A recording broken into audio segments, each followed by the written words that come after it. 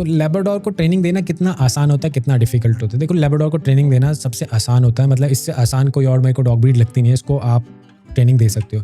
तो lab intelligent भी होता है कि इनके अंदर से ना एक पुश आता है कि अपने ओनर्स को इनको खुश रखना होता है। मतलब अगर आपको ये सैड देख लेते हैं ना तो ये आपको खुश करने पे लग जाते हैं, इनके ऐसे लगता है कि काम है इनका ना वो करना।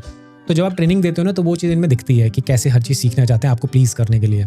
तो यही जो इनकी क्वालिटी होती है ना, इसीलिए इनको बहुत अच्छा एक सर्विस डॉग भी माना जाता है। तो अगर आप देखोगे एयरपोर्ट में सबसे ज़्यादा आपको यही दिखेंगे, और जो ब्लाइंड लोग होते हैं उनके लिए भी, और जो ये थेरेपी डॉग्स में भी बहुत ज़्यादा आपको लैब्राडोर्स ही दिखते हैं। उसके बाद गोल्डन रिट्रीवर का नंबर भी आता है, बट ये पहले नंबर पे आता है। जो बेसिक कमांड्स होती है ना वो आप इनको 8 वीक्स के बाद सिखा सकते हो। जैसे सिट डाउन स्टे होता है ना, इतना इनका ब्रेन डेवलप हो जाता है कि आप इनको 2-3 महीने के बाद ये सिखाना शुरू कर सकते हो। बट आप जो पपी लेकर आओ ना, आपको पपी का बैरिगेटिंग या आपको क्रेट लाना बहुत ज़रूरी है, नहीं तो बहुत इश्यूज़ हो जाएंगे। और जो पपी में ना स्टार्टिंग में अगर आपने डिसिप्लिन दे दिया ना तो लाइफ लॉन्ग बहुत ज़्यादा आपको बेनिफिट मिलता है। डिसिप्लिन का मतलब होता है कि उसको पता होना चाहिए कि क्या एरिया उसका और क्या एरिया उसका नहीं है। तो जो क्रेट होता है और बैरिगेट्स होते हैं ना, वो उसको पता है कि इसके अंदर का एरिया मेरा है, बाहर का एरिया इनका है। तो यह बचपन में उसको साबित कर दो।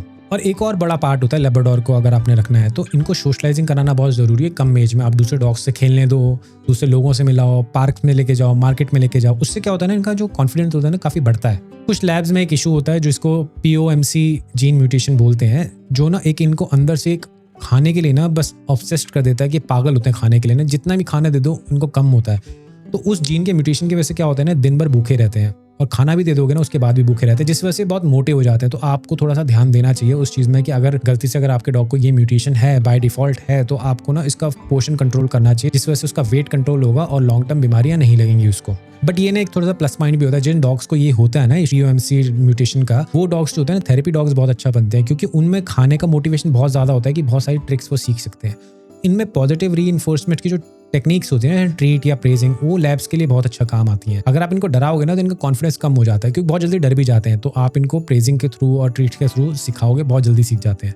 और जब भी आप इनको कोई ट्रीट देना तो साथ में गुड बॉय या अच्छा बच्चा, कुछ भी आप अपना फेवरेट वर्ड यूज़ कर दो। एक इनको ना बता दो कि ट्रीट के साथ ये जो वर्ड है ये एक प्रेज होता है। तो जैसे लॉन्ग टर्म में अगर आपके ट्रीट नहीं है, कुछ नहीं है ना, तो आप अगर वो खाली प्रेज भी करोगे ना तब भी वो चीज़ फॉलो कर लेंगे।